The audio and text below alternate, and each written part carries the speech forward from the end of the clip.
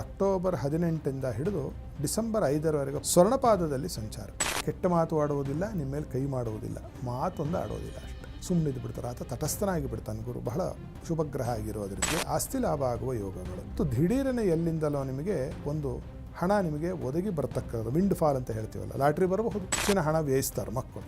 ಅದು ಓದಿಗೆ. ಯಾರು ವ್ಯಸನಿಗಳಿದ್ದೀರಿ ಸಿಂಹದವರು, ಅದು ಜೂಜಾಗಿರಬಹುದು, ಕುಡ್ತಾ ಆಗಿರಬಹುದು, ಮತ್ತೊಂದಾಗಿರಬಹುದು, ಎಲ್ಲ ಹಣವನ್ನು ಕಳೆದುಕೊಂಡು ಬಿಡ್ತೀರಿ. ಅದರಲ್ಲೂ ಸಿಂಹದವರಂತೂ ಕಟ್ಟಿಟ್ಟ ಬುತ್ತಿ ಕಳೆದುಕೊಳ್ತೀರಿ. ಸರ್ವವನ್ನೂ ಕಳೆದುಕೊಂಡು ಬಿಡುವ ಒಂದು ಕೆಟ್ಟ ಯೋಗ ಕೂಡ ಗುರು ಪಾಠ ಕಲಿಸ್ತಾನಲ್ವ. ಗುರು ಪಾಠ ಕಲಿಸೋಕ್ಕೆ ಗುರು ಅನ್ನೋದು. ಡಿಸೆಂಬರ್ 5 2026 ಮೇ ಅಂತ್ಯದವರೆಗೂ ಮತ್ತೆ ಅಣ್ಣ ತಮ್ಮಂದರಿಂದ ಹೆಚ್ಚಿನ ಸುಖ ಸಂತೋಷ ಉಂಟಾಗ್ತಕ್ಕಂಥದ್ದು.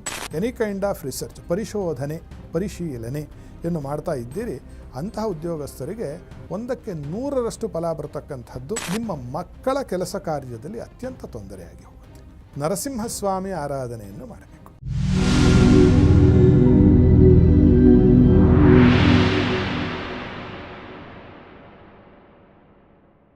ನಮಸ್ಕಾರ ವೀಕ್ಷಕರೇ, ಟಿವಿ ವಿಕ್ರಮ ಹಂಸಧ್ವನಿ ಕಾರ್ಯಕ್ರಮಕ್ಕೆ ಸ್ವಾಗತ. ನಾನು ಶ್ವೇತಾ. ಯೋಗ ಸೂತ್ರ ಮತ್ತು ಆಧ್ಯಾತ್ಮಿಕತೆಯ ಅರ್ಥಪೂರ್ಣ ವಿಚಾರಗಳನ್ನು ತಿಳಿಸುವಂತಹ ವೇದಿಕೆಯೇ ಹಂಸಧ್ವನಿ ಕಾರ್ಯಕ್ರಮ. ಎಂದಿನಂತೆ ತಮ್ಮ ಅಮೂಲ್ಯ ಹಿತವಚನಗಳಿಂದ ಬದುಕಿನ ಸಾರ ತಿಳಿಸುತ್ತಿರುವ ತತ್ವಜ್ಞಾನಿಗಳು, ಧರ್ಮಶಾಸ್ತ್ರ ಪಾರಂಗತರು, ವೇದಶಾಸ್ತ್ರ ಪರಿಣಿತರು ಆಗಿರುವಂತಹ ಹಂಸಶ್ರೀ ಸವಿತೃ ಶರ್ಮಾ ಗುರೂಜಿ ಇದ್ದಾರೆ. ಗುರೂಜಿ, ನಿಮಗೆ ಕಾರ್ಯಕ್ರಮಕ್ಕೆ ಆತ್ಮೀಯವಾದ ಸ್ವಾಗತ.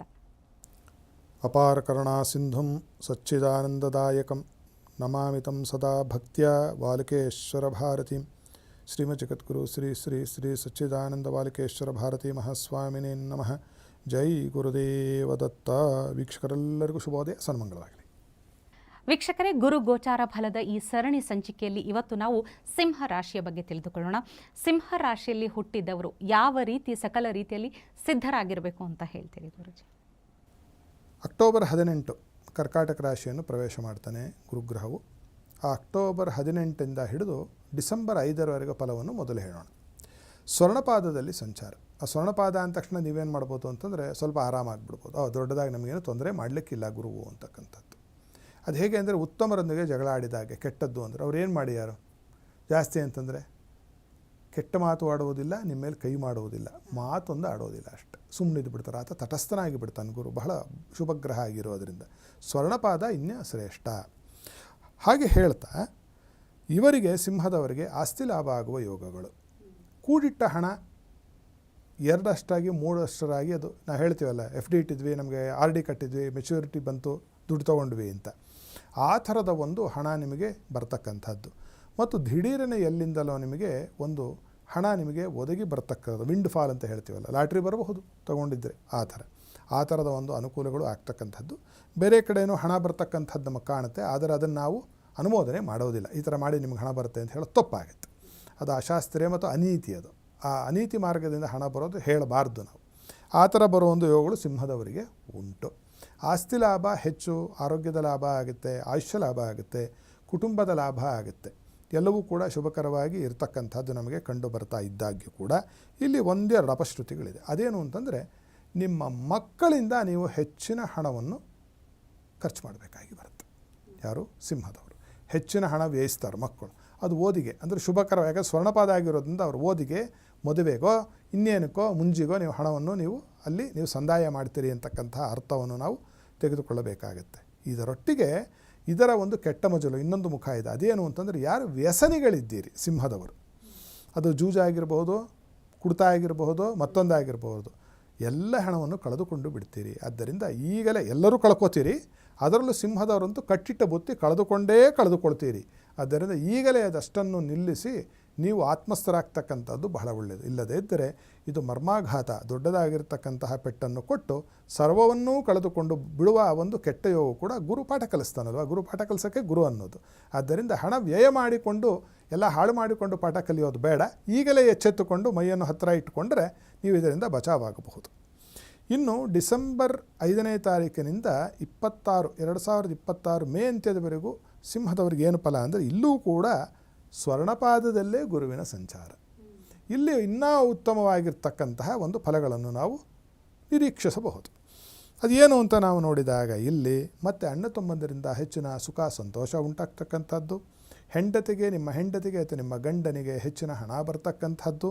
ಅವರಿಗೆ ಉದ್ಯೋಗದಲ್ಲಿ ಉನ್ನತಿ ಬರ್ತಕ್ಕಂಥದ್ದು ಮತ್ತು ಯಾರು ರಿಸರ್ಚ್ ಓರಿಯೆಂಟೆಡ್ ಕೆಲಸವನ್ನು ಮಾಡ್ತಾ ಇದ್ದೀರಿ, ಎನಿ ಕೈಂಡ್ ಆಫ್ ರಿಸರ್ಚ್, ಪರಿಶೋಧನೆ, ಪರಿಶೀಲನೆಯನ್ನು ಮಾಡ್ತಾ ಇದ್ದೀರಿ, ಅಂತಹ ಉದ್ಯೋಗಸ್ಥರಿಗೆ 100ಕ್ಕೆ 100ರಷ್ಟು ಫಲ ಬರತಕ್ಕಂಥದ್ದು.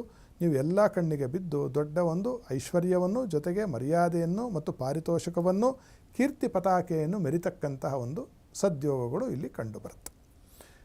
ಇಲ್ಲೂ ಒಂದು ಕೆಟ್ಟ ಫಲ ಮಕ್ಕಳಿಗೆ ಸಂಬಂಧಪಟ್ಟಿದ್ದೇ ಇದೆ. ಅದೇನು ಅಂತಂದರೆ, ಪರಸ್ಪರ ಮಕ್ಕಳು 2-3 ಜನ ಮಕ್ಕಳಿರ್ತಾರೆ ಮನೇಲಿ ಅಂತ ಇಟ್ಕೊಂಡ್ರೆ, ಅವರು ಪರಸ್ಪರ ಒಬ್ಬರಿಗೊಬ್ಬರು ಕಿತ್ತಾಡ್ತಕ್ಕಂಥದ್ದು, ಅವರು ಒಬ್ಬರಿಗೊಬ್ಬರು ಮುನಿಸಿಕೊಳ್ತಕ್ಕಂಥದ್ದು, ಅವರು ದೂರ ಆಗಬಹುದಾಗಿರ್ತಕ್ಕಂಥ ಒಂದು ಸನ್ನಿವೇಶಗಳು ಕೂಡ ಇಲ್ಲಿ ಹುಟ್ಟಿಕೊಳ್ಳಬಹುದು. ಅಲ್ಲದೆ ನಿಮ್ಮ ಮಕ್ಕಳ ಕೆಲಸ ಕಾರ್ಯದಲ್ಲಿ ಅತ್ಯಂತ ತೊಂದರೆಯಾಗಿ ಹೋಗುತ್ತೆ. ನಿಮ್ಮ ಮಕ್ಕಳಿಗೆ ಕೆಲಸದ ಒಂದು ನಷ್ಟ ಆಗ್ತಕ್ಕಂಥದ್ದು ಮತ್ತು ಮರ್ಯಾದಾ ಭಂಗ ಪ್ರಸಂಗ ನಿಮಗೆ ಮಕ್ಕಳಿಂದ. ಆದ್ದರಿಂದ ನಿಮ್ಮ ಮಕ್ಕಳಿಗೆ ಒಳ್ಳೆಯ ವಿಚಾರವನ್ನು, ನೀತಿಯನ್ನು ನೀವು ಹೇಳಿ ಅವರನ್ನು ದೊಡ್ಡದಾಗಿರ್ತಕ್ಕಂತಹ ಈ ದೊಡ್ಡ ಕುದುರೆ ಚೇಷ್ಟೆ ಅಂತೀವಲ್ಲ, ಆ ಥರದ್ದು ಏನನ್ನೂ ಮಾಡದೆ ನಾವು ನಮ್ಮಂತೆ ನಾವು ಬಡವಾ ನೀನು ಮಡಗದಂಗಿರುವು ಅಂತ ಹೇಳಿ ಬಹಳ ತಲೆಯನ್ನು ಕೆಳಗೆ ಹಾಕಿಕೊಂಡು ಸಂಭಾವಿತತನದಿಂದ ನಿಮ್ಮ ಮಕ್ಕಳು ಇದ್ದು ಬಿಟ್ಟರೆ ಸಿಂಹದವರಿಗೆ ದೊಡ್ಡದಾಗಿರ್ತಕ್ಕಂಥ ಬೇರೆ ಯಾವ ತೊಂದರೆಗಳು ಬರ್ತಕ್ಕಂಥದ್ದು ಇಲ್ಲಿ ನಮಗೆ ಗೋಚರವಾಗ್ತಾ ಇಲ್ಲ. ಇನ್ನು ಇಷ್ಟೂ ಪಾಪಬ್ಲಕ್ಕೆ ನಾವೇನು ಸ್ವಾಮಿ ಮಾಡಬೇಕು ಅದನ್ನು ಹೇಳಿಬಿಡಿ ಅಂತಂದರೆ, ಇಲ್ಲಿ ನರಸಿಂಹಸ್ವಾಮಿ ಆರಾಧನೆಯನ್ನು ಮಾಡಬೇಕು. ನರಸಿಂಹಸ್ವಾಮಿ ಎಲ್ಲರಿಗೂ ಚಿರಪರಿಚಿತನಾಗಿರ್ತಕ್ಕಂಥದ್ದು, ಪ್ರಹ್ಲಾದ ವರದನಾಗಿರ್ತಕ್ಕಂತಹ ದೇವರು. ಅಂತಹ ನರಸಿಂಹಸ್ವಾಮಿಯ ದರ್ಶನವನ್ನು ಮಾಡತಕ್ಕಂಥದ್ದು, ಕ್ಷೇತ್ರ ದರ್ಶನವನ್ನು ಮಾಡತಕ್ಕಂಥದ್ದು, ಪ್ರತಿನಿತ್ಯ ಲಕ್ಷ್ಮೀ ನರಸಿಂಹಸ್ವಾಮಿಯ ಸ್ತೋತ್ರದ ಪಠಣೆಯನ್ನು ಮಾಡತಕ್ಕಂಥದ್ದು ಮಾಡ್ತಾ ಬಂದಲ್ಲಿ ಸಿಂಹದ ಮಕ್ಕಳಿಗೆ ಉಂಟಾಗಬಹುದಾಗಿರ್ತಕ್ಕಂತಹ ಎಲ್ಲ ಲೋಪದೋಷಗಳನ್ನು ಗುರುಗ್ರಹವು ಪರಿಹಾರ ಮಾಡಿ ಶುಭವನ್ನುಂಟು ಮಾಡುತ್ತೆ ಅಂತಕ್ಕಂಥದ್ದು ಫಲ. ಒಟ್ಟಿನಲ್ಲಿ ಸಿಂಹ ರಾಶಿಯಲ್ಲಿ ಹುಟ್ಟಿದವರು ನರಸಿಂಹಸ್ವಾಮಿ ಆರಾಧನೆಯನ್ನು ಮಾಡಿ ಸಿಂಹದಂತೆಯೇ ರಾರಾಜಿಸಬಹುದು ಅಂತ ಹೇಳ್ತಾ ಇದ್ದೀರಿ ಗುರುಜಿ. ಧನ್ಯವಾದಗಳು ತಮಗೆ. ಸಮಸ್ತ ಸನ್ಮಂಗಳ. ವೀಕ್ಷಕರೇ, ಗುರು ಗೋಚಾರ ಫಲದಲ್ಲಿ ಸಿಂಹ ರಾಶಿಯಲ್ಲಿ ಹುಟ್ಟಿದವರು ಯಾವೆಲ್ಲ ರೀತಿ ಸಿದ್ಧರಿರಬೇಕು ಅನ್ನೋದನ್ನು ತಿಳಿದುಕೊಂಡಿದ್ದೀವಿ. ಮುಂದಿನ ಸಂಚಿಕೆಯಲ್ಲಿ ಮತ್ತೊಂದು ರಾಶಿಯ ಬಗ್ಗೆ ತಿಳಿದುಕೊಳ್ಳೋಣ. ಹಾಗೆ ನಿಮ್ಮಲ್ಲೂ ಪ್ರಶ್ನೆಗಳಿದ್ದಲ್ಲಿ, ಸಮಸ್ಯೆಗಳಿದ್ದಲ್ಲಿ ಸ್ಕ್ರೀನ್ ಮೇಲೆ ಇರುವಂಥ ನಂಬರನ್ನು ಕಾಂಟ್ಯಾಕ್ಟ್ ಮಾಡಬಹುದು. ಗುರುಜಿಗಳನ್ನು ನೇರವಾಗಿ ಸಂಪರ್ಕಿಸಿ ನಿಮ್ಮ ಸಮಸ್ಯೆಗಳಿಗೆ ಪರಿಹಾರವನ್ನು ಕಂಡುಕೊಳ್ಳಬಹುದು. ನಮಸ್ಕಾರ. ಟಿವಿ ವಿಕ್ರಮ, ದೇಶ ನಿಮ್ಮ ಕೈಯಲ್ಲಿ. ಈ ಕಾರ್ಯಕ್ರಮ ನಿಮಗೆ ಇಷ್ಟ ಆಗಿದ್ದಲ್ಲಿ ಲೈಕ್, ಶೇರ್ ಹಾಗೂ ಕಮೆಂಟ್ ಮಾಡಿ. ಟಿವಿ ವಿಕ್ರಮದ ಕಾರ್ಯಕ್ರಮಗಳನ್ನು ನಿರಂತರವಾಗಿ ವೀಕ್ಷಿಸಲು ಸಬ್ಸ್ಕ್ರೈಬ್ ಮಾಡಿ, ಬೆಲ್ ಐಕನ್ ಒತ್ತಿ.